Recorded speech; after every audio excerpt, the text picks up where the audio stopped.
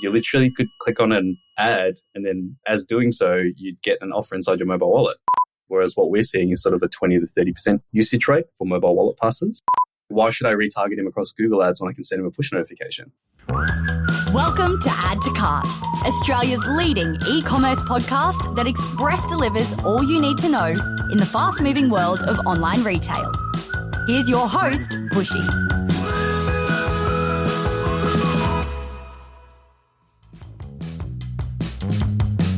Welcome back to Add to Cart, Australia's leading e-commerce podcast for e-commerce professionals who never stop learning. We bring you the insights from the top e-commerce operators, founders, and experts across Australia to help you drive results and grow your e-commerce career. My name is Nathan Bush, otherwise known as Bushy, joining you from the land of the Turrbal people here in Brisbane, Australia. Now, when you think of the mobile wallet, do you think about it as a place for storing credit cards, airplane tickets, and maybe cheap Boost Juice offers? It's way more than that. And it is emerging as one of the smartest ways to deliver personalized and timely messages, especially around campaigns and loyalty programs. Today's guest is helping retailers make the most of it. Today, I am joined by Brian Pham, founder of Litecard. That's Litecard, Litecard. They are a wallet-led marketing platform that's redefining how brands connect with customers via Apple and Google wallets. Since launching in 2023, Litecard has been adopted by some of the biggest names in retail, including Dan Murphy's, The North Face, L'Oreal, Bonds, and even Penfolds. With up to 30% usage rate on wallet passes compared to the 1 to 2% seen on traditional apps, Litecard is fast becoming the go-to platform for retail marketers wanting to activate and retain their loyalty audiences with less friction and better results. In this conversation, you'll learn how Brian's agency background in Shopify migrations and MarTech laid the groundwork for Litecard's innovation. He tells us why mobile wallets are outperforming apps and SMS in terms of engagement and take-up, and shares how retailers are using Litecard to retarget foot traffic, measure CRM success, and drive retail media campaigns. We also dig into how Litecard integrates natively with platforms like Shopify, Salesforce, Klaviyo, and more. He also tells us what's next for the mobile wallet experience. There's a lot there, especially if you don't spend your day in and day out thinking about the mobile wallet. It's something that is definitely worth considering. Now, before we jump into today's episode, a very quick heads up. If you're an e-commerce manager who's feeling a little bit out of control with your Meta ads, and we know there's been so many changes with Meta over the last 12 months. Whether you are managing your ads yourself, using an agency, empowering your team, it might be time to step back and revisit your campaigns, your creative, to hit your business goals. We've just launched the Reset and Scale Meta Bootcamp, a 4-week program to help you take back strategic control of your Meta performance. I'm teaming up with Ian Calvert, who you might remember from one of the most listened to episodes last year. He's one of the best in the business when it comes to paid social. We will pair his knowledge with lots of input and lots of stories from the best Add to Cart episodes to help you reset and scale your Meta ad strategy. You'll get weekly recorded lessons, live tutorials, industry guests, and hands-on tools to reset your Meta game. We kick off on June 9 and spots are now open at addtocart.com.au. Hit me up if you want more information on that. All right, let's dive into today's episode. A big thanks, as always, to our partners at Shopify and Klaviyo for making this episode possible. Now, here's my conversation with Brian Pham, founder and managing director of Litecard. Brian, welcome to Add to Cart. Thanks for having me, Nathan. Awesome to have you here. I feel like I can't escape hearing about you or Litecard at the moment. You're on a roll. Thank you. There we go. I'll butter you up straight up. But I actually genuinely do. And then when I was doing research, I was like, how long have you been at this? And I was surprised to see, and tell me if I'm right, that you launched in 2023. Feels like you've been around a lot longer. In startup land, definitely one day feels like, a few years. But yeah, it's been around only probably 3 years now. Yeah, okay, great. And what was we want to dive into what Litecard is, but take us back to that moment where you were like, I've got this idea. What inspired the idea for Litecard? For me, I was working in agency land for a few years. What kind of agency? DX. Okay. So a lot of Shopify migrations, a lot of Salesforce, HubSpot, MailChimp, and just like most other founders, the burning curiosity of why is there no other way to communicate with the customer or be involved with the brand? So like, why is it only SMS and email and apps or even social media? So yeah, I think just definitely as a customer as well, experiencing saturation of like this brand is spamming me all the time using these channels that every other brand is. Like, I want a better way. So yeah, I think just thinking about it a lot and having that burning curiosity of why is no one doing this and taking the leap from there. So did it start with the idea or the opportunity around digital wallet, or did you think that actually it's just there has to be another way to communicate with customers? It's definitely being excited about the technology and understanding like, okay, this is pretty cool. I never have to download an app again if I don't want to. But then moving on to also what does that mean for a brand or a retailer? And then as most founders do, circling back to go, what is that? What does that mean in terms of an opportunity for a brand? So yeah, I mean, like media, if not retail media, is one of the trickiest, most expensive spaces in the world. So just being able to understand that and enable that has led us a few places. Okay. All right. So we've teased a few things there. Let's dive into the details. So tell us exactly what Litecard is and how it works. Yeah. So we identify as a wallet-led marketing platform. So the same place that you can store your Apple or Google boarding passes and bank cards, you can also store things in there like an offer from a brand or a membership. And we thought to ourselves, like, you literally could click on an ad and then as doing so, you'd get an offer inside your mobile wallet. So being able to actually like personalize that journey, enable it for retailers, for brands is what our platform does in a nutshell. You can do that as an agency. You can do that as a tech platform. You can do that as an end brand. And we tried to make it easy in that whole user experience, end-to-end setup takes you about like 120 seconds. And you could literally click on an ad after or an email or an SMS, take it into the store, scan it, retarget a customer by location or by some sort of personalization event. If you think about like e-com and loyalty and all the amazing tools you have out there. And so just creating a tool that's fitting, I think, for a lot of people and brands in the ecosystem has been our focus. And yeah, that's Litecard in a nutshell. Awesome. All right. Lots to unpack there. So if we think about the two examples that you mentioned there, loyalty and offers, very different use cases. Let's start with loyalty. Let's unpack that a little bit. So if I've got a loyalty membership, typically I'll have a login on site. I might also have an app that you mentioned before as a way to track my loyalty. You're saying that you can have that loyalty membership card that we traditionally have in our physical wallets in the phone. Now, what's the benefit of that? Yeah, so definitely there's a huge opportunity from a retailer perspective where, you know, if I go into a clothing store, for example, and I buy a $50 item, when I go up to the front desk after lining up, maybe it'll be discounted to $35 or $30. But had I known that when I walked past the physical, like the actual store, or when I'm at home, I would have spent $100 or $200 instead, right? Okay. So I think there's an amazing opportunity that brands and retailers are potentially missing out on because you don't know how many points you have, how many offers you have, when they expire, where to spend them, how to spend them, unless you log in online, right? Or download your app or go into your email or your SMS. And I think just like if you look at the statistics across most brick and mortar stores, a large portion of their traffic and sales comes at like lunchtime, right? It's like you don't really have time for that. So being able to understand the customer psychiatric there and actually, you know, right time, right place and provide a easy product for that has been our focus. Okay. So there's two things there. There's the being able to push notifications to people who have that loyalty card within the wallet, but then also he's saying that that loyalty card, once it's in there, is dynamic. Yeah, absolutely. And what do you see most retailers, you know, how are they designing these cards to have maximum impact? Yeah, so it really depends on the brand's strategy. So what we try to do is try and be like, you know, brand strategy agnostic, tech stack agnostic, even like geography agnostic. So different types of retailers like to do different types of things. I think like a big portion of this is like how a brand looks at it is I've got a big CRM, whether it's 500,000 people or 8 million people. And it's like, how can I activate that CRM, right? How can I provide them some sort of user experience, whether it's via email, SMS, or social media, to a point where they're engaging with my brand, understanding how many offers they have, and then I can reward them for purchasing again. I think a lot of brands are lacking tools that don't create friction when doing that. And so, you know, what we're seeing works really well is here's an offer. Thanks, Nathan, for shopping at like L'Oreal. here's an offer for you because you've been a shopper in the last 12 months. You can come and use that offer and, in-store and spend it. You can add it to your wallet. And then now for the first time ever, they can retarget a customer for a second purchase, without email, without SMS. Okay. And that card will sit in there forever until a customer removes it.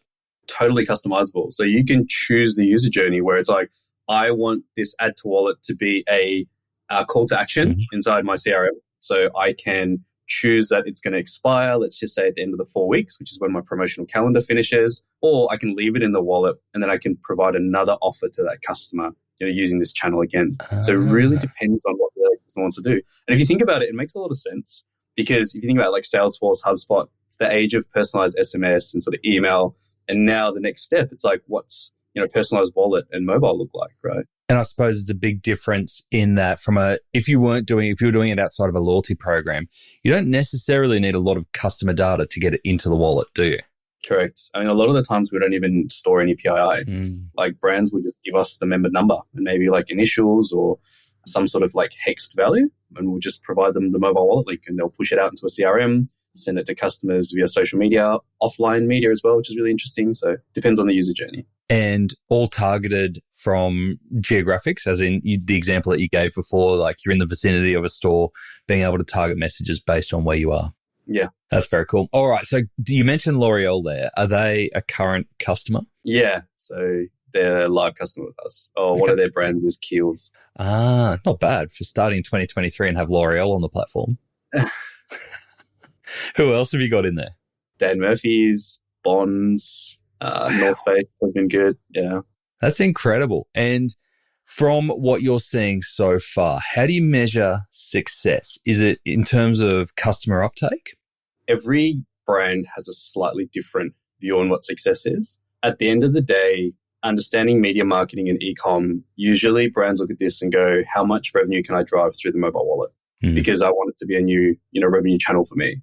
And so the way that they look at it is, if I give 500,000 people a mobile wallet pass, and if I give 500,000 people no mobile wallet pass with the same offer, which one performs better? And every single time we've broken CRM records. So it's been a pretty sort of, no-brainer. And I think it's important for a brand as well, especially publicly listed ones, not just to go and subscribe to a, fairly large subscription of the platform for 6, 12, or even 36 months, but to test it, right? And to understand the theory. I think from a data perspective, yeah. How are you finding that brands are testing Litecard? What's the usual pathway in? CRM offer, media offer, any sort of like paid media channel. What we find working with most brands is they have what they call a promotional calendar. And so it's like, if I want to give everyone a 3 for 2 offer in May, maybe I want to give them that using the mobile wallet instead. Gotcha. And then use that as an ability to retarget. And then they'll look at things like how many items were purchased by each customer during that month, and then compare it A/B testing wise to Litecard versus without Litecard, or average order value per order, or, see essentially like the sales performance across that A/B test is one of the most important ones.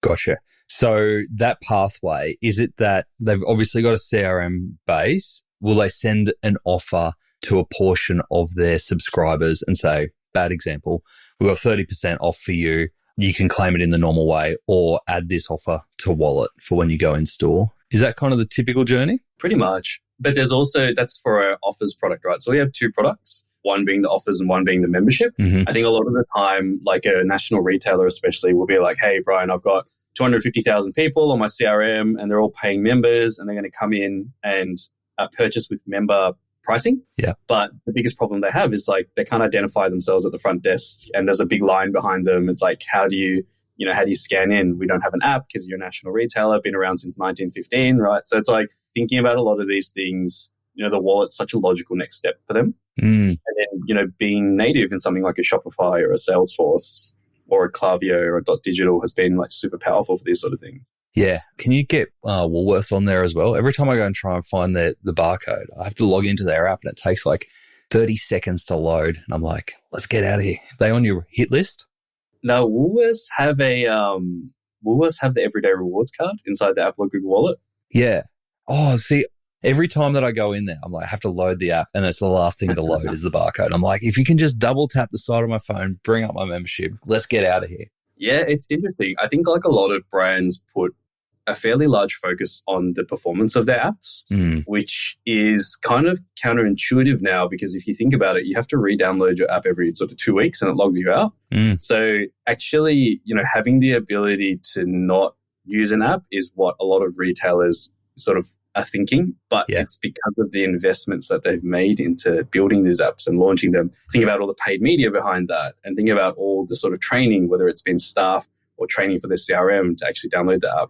Having a wallet is sort of a conflict of interest. Yeah. I think a lot of our retailers that we talk to, especially the larger ones across Southeast Asia, are like, Brian, great, buy into it, understand the business case and user experience, but I just don't want to look like I've just spent $250,000 US on an app and sort of not do anything with it. So, what's really exciting about this whole industry right now is that there are so many different ways to deliver media, right? Whether it's an app, whether it's email and SMS, and brands are trying to figure out the best way to do them all complementary. And so, really being involved with that e-commerce ecosystem has helped.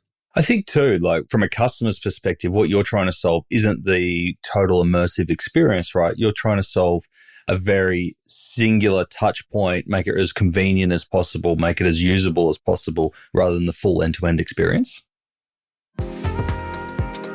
Dacuba's mission is to leave the world more amazing than we found it. So what does that look like? It means prioritizing sustainable practices, empowering amazing people, and sending less rubbish emails. With the help of Klaviyo, Dacuba have been able to do exactly that and achieve 34% growth in revenue from Klaviyo flows. With Klaviyo, Dacuba has been able to confidently send more emails, knowing that they will be valuable by responding to omni-channel behaviors and targeting at-risk and high-intent shoppers differently and growing lookalike audiences. See, the world doesn't need less email, just needs amazing email. To explore how Klaviyo can grow your e-commerce business and to see more case studies like this, visit klaviyo.com/au.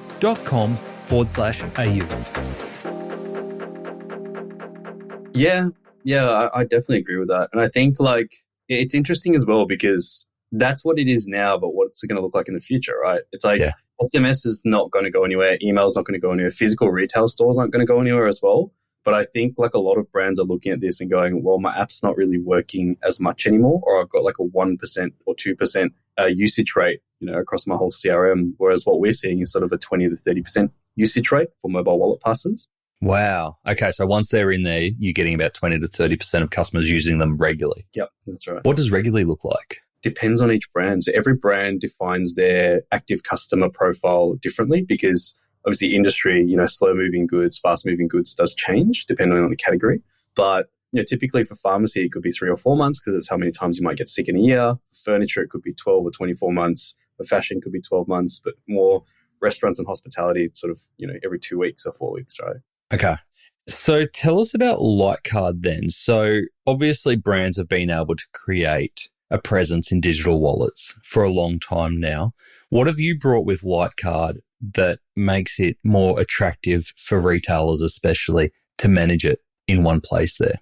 Yeah, it's a good question. I think like a lot of the times people look at mobile wallet passes as like a piece of code that you just throw into your phone, which, to their defense, it probably is. But having the ability to really personalize and create e-commerce products around the mobile wallet has been super powerful. So a brand looks at a wallet and goes, maybe I should have a mobile wallet, membership card or like an offer I can give to customers or maybe guests as an omni welcome channel. But not a lot of brands look at this and go, how many push notifications and user journeys can I create in my current CRM for my category? And then how can I test that? And then how can I sort of like throttle it and scale it? And I think a lot of the times people look beyond the wallet with us. They go, hey, can I actually use this to engage my retail media, pushing customers into a pharmacy that I might stock at or retargeting customers who are competitors, or who are shopping at competitors. So I think a lot of different ways that people are using the wallet and the ability to really, show those CRM records and statistics around our platform has been super helpful with those conversations. That's really interesting. On the competitor piece there, is it working as in tracking when customers might go towards a competitor's physical store and then pushing them with a notification or an offer? Yeah, absolutely. Or it's like, even think about retargeting, right? If I know Nathan's looking at my North Face jacket and he's really keen on coming in store to buy it, like, why should I retarget him across Google Ads when I can send him a push notification? Right? I think there's so many different ways to redirect and organize your media channel and strategy. And for someone like a North Face, for someone like a, Mars or L'Oreal or Jack Daniels, like, understanding the effectiveness of your media spend, whether it's through local marketing or paid advertising, is so powerful. And what I think is, like, Penfolds Wine is like another, or Treasury Wines is another brand that we work with. And like, to actually, sponsor an event which may cost you hundreds of thousands or millions of dollars, but not have the opportunity to speak to customers before, during, or after the event, I think is like, having a product for that is super powerful, right? Yeah, that's a good call. So if you're sponsoring an event, you might have a special offer for the event that might go out in the marketing beforehand. Come to this tent or come see us here. Ask them to download that digital wallet pass, and then so that by the time when they're at the event, and then they can present that to redeem the offer. Yeah. And then you've got that follow-on conversation. Absolutely. And then push them towards like a Dan Murphy's after, right? Or like a like a BWS after, and then continue to use that as a channel rather than, potentially retargeting someone across social media all the time. It's like, what else can you do? Really interesting. I'd love to pick your brains around the differences between SMS and Litecard or wallet, because we know how effective that SMS is in terms of visibility of message. As something like 99.7% of SMSs are seen and opened, but there's not always a positive association with SMS because it's almost forced onto the customer. Is that something that you see here because the customers have opted in to include the offer or the membership in their wallet, that there is an acceptance of push notifications more so than SMS? I think it really depends on the person. So what I really like about mobile wallets is that you can opt in, you can double opt in. So you can turn off push notifications for a single pass. You can turn off push notifications for the whole wallet as well. And so I find it like a lot less intrusive. And it's interesting, right? If you drill down on the customer psychiatric of this, it's like, I'm really... I'm a brand loyalist. I'm not 100% of the CRM that you might have. I might be the top 20 or 30%. And it's like, I don't actually know when your sales are on or when my offers are going to expire, but I'm interested. And so, do I read one of 20 other SMSs I might get on Black Friday, Cyber Monday? Or do I go into my email where I might not even get your emails anymore? It'll go into my, promotional or social folder. Or do I see that you're putting a lot of effort into engaging me? And, the mobile wallet's something that's still fresh and new for me. And then I use that as a channel. So these are the thinking processes that are commonly found across, brands, especially mid-enterprise and enterprise ones across the world. So being able to have a new channel for customers has been welcoming so far. Yeah. And is there any way to reactivate those customers that may have turned off notifications at a wallet level or at a personal brand level? Is there any way to reactivate them?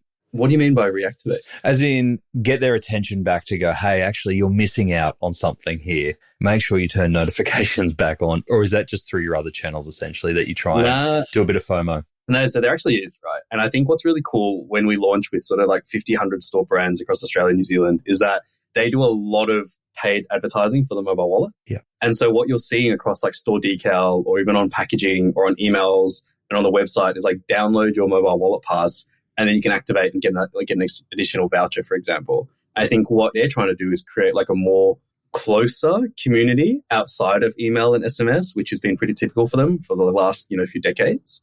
And so whenever you are turning off those push notifications, I mean, you're seeing it everywhere.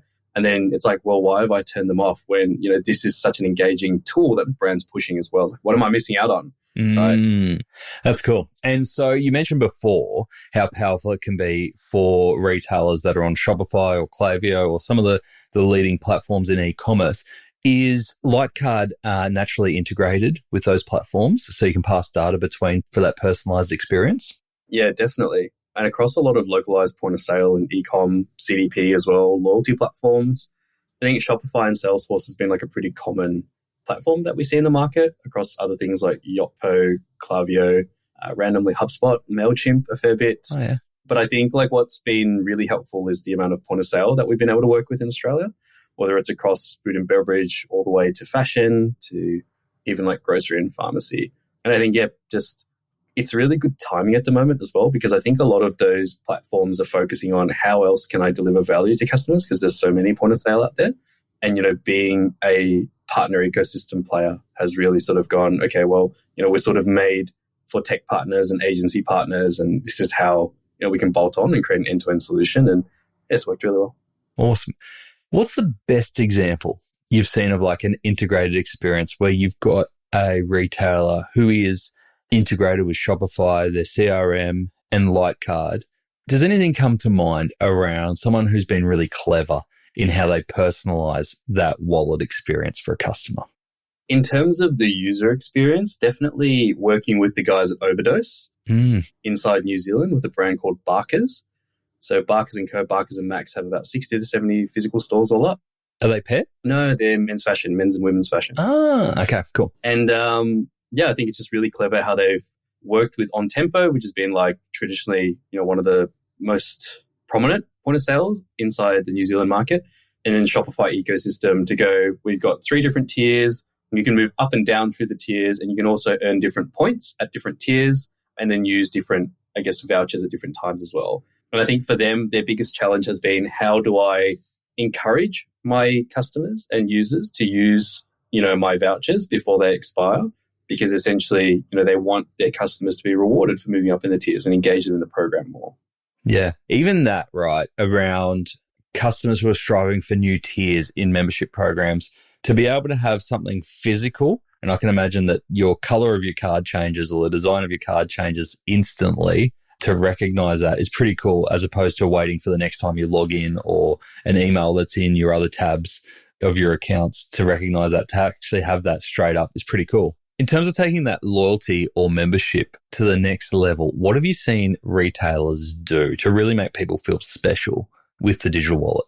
I think a lot of retailers are moving now towards personalization, and it's probably a buzzword that we've heard a lot in the last decade in the e-com space. But really, personalized email, personalized SMS, how can I create personalized wallet experiences and mobile experiences? And downloading an app has been a pretty big barrier for a lot of brands, because if you're spending, X amount of time on your phone a day, and then the rest of the time you have to do with work, and then have to put towards family and friends, you're probably not going to introduce another app in that time that you've got, right? Mm-hmm. Especially if you're shopping there and then having to re-download it when you move through, the shopping center, for example, as well. So I think like a lot of brands now are going, we need a different channel and a different tool for this next generation of personalization. And so that's really what Litecard's made for. It's made for, marketing people that work in CRM, e-com teams that love to test stuff, that are innovators, that love to run around and sort of head first and break things. I think we've been seeing the results from that. And definitely from a personalization perspective as well, I think a lot of brands are starting to go, if Nathan is buying like a t-shirt, for example, he's probably going to buy some shorts as well because it's summer, and how can I deliver that offer? Or a better one is like, if I know Nathan's buying a Nintendo Switch, he's probably going to buy accessories. Like, how can I deliver that offer? And so traditionally having that through email or SMS has yielded results, but now retailers want to test, can I use the wallet as a new channel? Whether it's sending him a push notification on his membership or sending him a brand new offer that he can download into his wallet, through some of these channels that you're getting retargeted with anyway. Yeah. So, being able to understand that these are products that make a lot of sense moving forward is really important for retailers, rather than just going, I'm going to store a static barcode in my mobile wallet and hope that people are going to use it.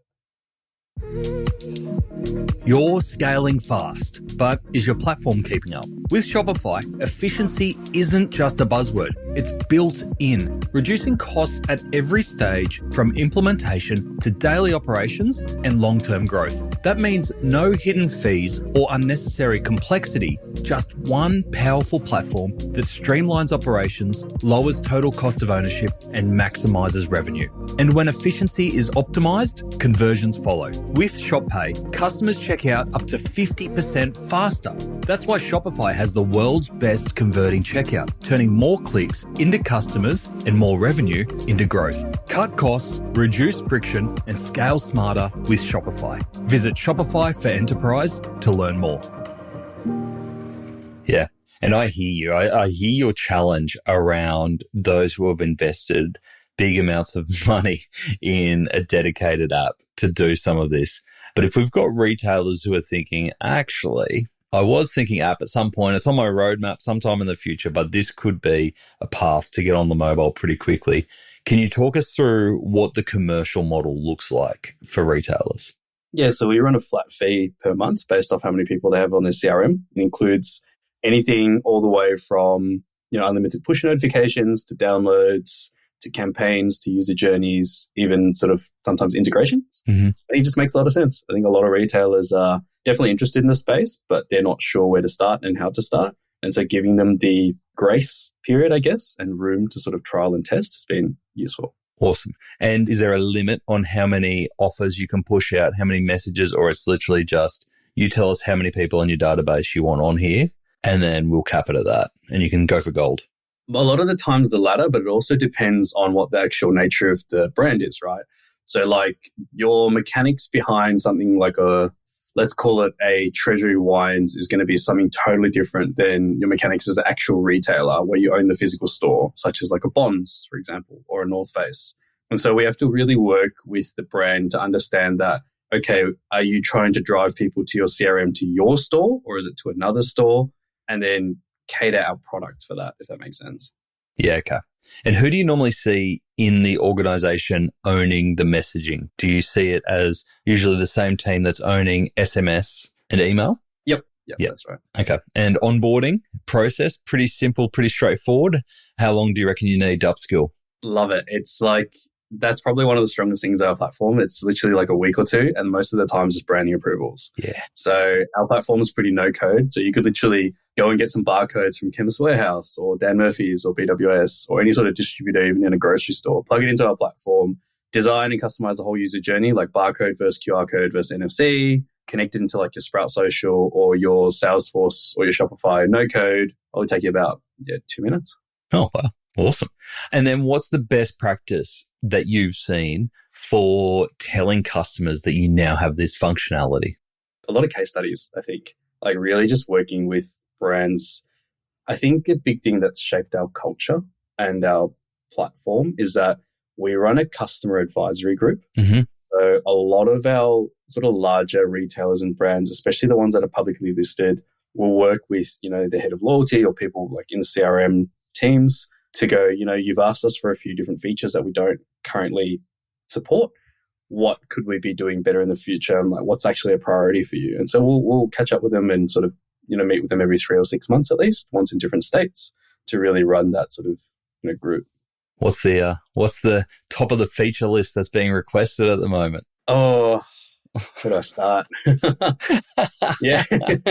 I think a lot of it is like advanced analytics. So it's like understanding, how many different campaigns, the extent of different campaigns, because some brands like to go, 3-week campaign, stop it. Some brands like to go 3-week campaign as part of a 12-month user journey, and I want to deliver media at exact certain times and then contrast it towards my other media channels and spends. Yep. And then do things like track and compare conversions as well. Integration lists, there's a long list of people going, can we do an integration or can you integrate somewhere else? But I think the most common one is, making the wallet a lot more flexible, right? It's like check out online and then immediately serve like an offer or a membership card like on your screen. So I think, doing all these sort of things helps a brand recruit users and distribute, I guess, media, in a faster way.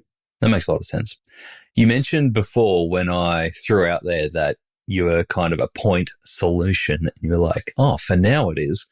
Where do you see the future of digital wallets in how we know them? Because most customers will use their digital wallet today, if I'm taking the majority of the population, for paying in store, double tap to kind of bring up your credit cards, or holding airplane tickets. Where do you see the future of the digital wallet? If I could sum this up in one word, evolving.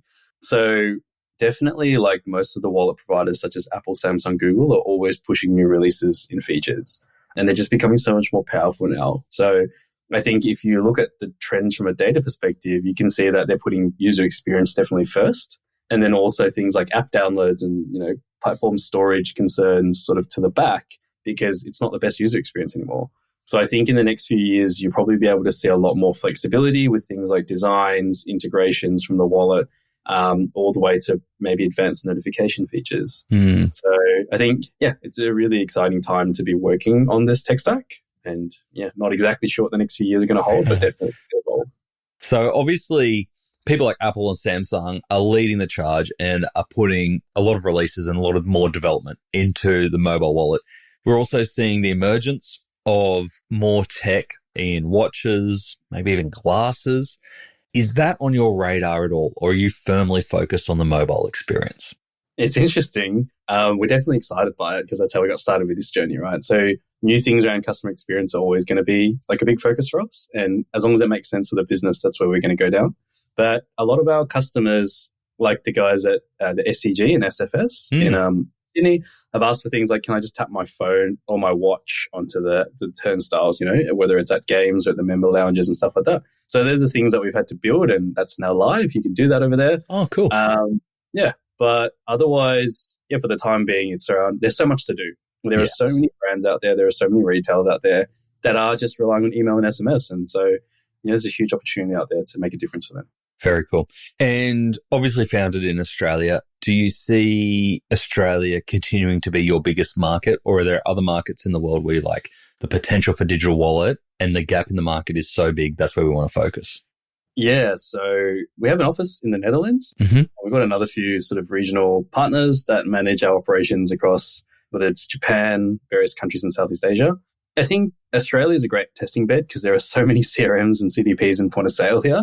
And we've got a pretty mature e-com ecosystem, agency ecosystem, as well as like a buyer demographic in terms of technology-wise. To give you an example, like Google Wallet's not available yet in Indonesia, right? So there's a lot of opportunity across the world, definitely. I think the guardrails that we've got around our business is really following wherever Apple and Google Wallet has a lot of adoption. And over the last 2 or 3 years, like even in Japan, right, now everyone puts their MyKey on their Apple or Google Wallet, and you're using that to like buy a water bottle inside a convenience store these days. So everyone's using it. So just really trying to understand where that next wave of critical users are going to come from and supporting that market with, agencies and tech partners in there. Awesome. So to wrap up, I think you've done a really good job of explaining the role of Litecard in the overall environment, right? Because most retailers will have CRM, will be sending emails, SMS, maybe have an app, and then, Litecard is a brilliant way to get into the digital wallet. What's the best case use case? Like if you're a retailer going, maybe Litecard is for me and we need to expand into digital wallet as well, what would you say that you have to have right in order to be ready to have a good digital wallet experience? Oh, that's a good question. I think brands really need to understand what their customer preferences are in terms of media distribution and how often they talk to customers. I've worked with brands that do, 5 to 7 emails a week. And I think although their customers might love it, are you really sure that that's what every sort of customer across every industry is going to love? So I think, there's a really interesting saying in Japan, they call it like a tempo. So understanding your customer, preferences in regards to a tempo in your marketing channels is really important if you want to get any marketing right, in our opinion, but especially new things like the mobile wallet. Yeah, cool. All right. And then for the next 12 months, what's the focus for you and the Litecard team? For us, our focus has always been how can we enable end customers as well as partners as well as brands to have a great experience. Like user experience has been at the forefront of our business all the time, whether it's at e-com or retail, brick and mortar, you name it. And so for us, the products and the team that we'll continue to build out will be to, continue to enable these amazing experiences, whether it's onboarding faster, whether it's getting more capabilities across various platforms in terms of integrations, and whether it's, being recognized as an amazing brand who's doing great things in our customer advisory groups. So I think for us, that's always going to be our ethos, and, we'll continue to push that beyond 12 months. Awesome. And I know you are building out the team here. You've recently brought Matt Everson onto the team, so most people in our industry will know Matt. What's the best way for people to learn more or to get in touch? Yeah, definitely come to our website, drop an email to hello@litecard.com.au, and you'll probably see us around at most e-com online retailer sort of events. So feel free to come and say hi. Will we see you at Retail Fest? I think so. You're like, I'm just building stuff. I get told where to go. Sometimes. Love it. Brian, thank you so much for joining us on Add to Cart. Thanks for having me. It's been an honor. Did anyone else have like an oh duh moment when Brian explained how mobile wallet tech isn't actually new and there's not many competitors in the space that are helping retailers make the most of it? It seemed like a no-brainer. But I love diving into these areas where there's someone thinking about it every day and how retailers can make the most of it and have all these brilliant ideas. And for us in the trenches, it might not be the focus, but there's a very, very clear opportunity. Here are the 3 things that I took away from today's chat. Number 1, there is potentially a really easy trial to sit along or instead of app engagement. One of the most powerful points that Brian made was about the hidden friction in getting customers to download and keep using apps. With usage rates often hovering around just 1 to 2%, they're not easy or cheap to launch and maintain engagement.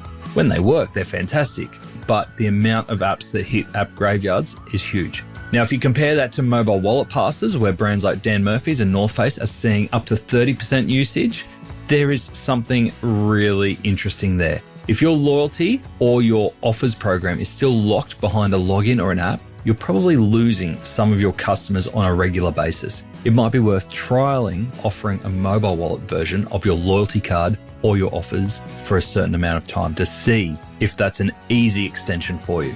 Number 2, treat your wallet strategy like a media channel. Brian challenged the traditional CRM mindset by reframing wallets as a new media channel. Like, of course, we need more retail media. But brands like L'Oreal are A/B testing wallet-based offers against standard CRM blasts and seeing Litecard smash some previous campaign records. The interesting piece is that you don't even need to capture customer data to do it. This isn't about replacing SMS or email. It's about adding a new tool to your tool belt. If you're planning a promotional campaign, think about trialing or adding an add to wallet CTA alongside your usual links. And if your brand has physical locations, you might consider location-based triggers to nudge customers with time-sensitive offers as they are in the vicinity. I think there's some very cool stuff to experiment with there.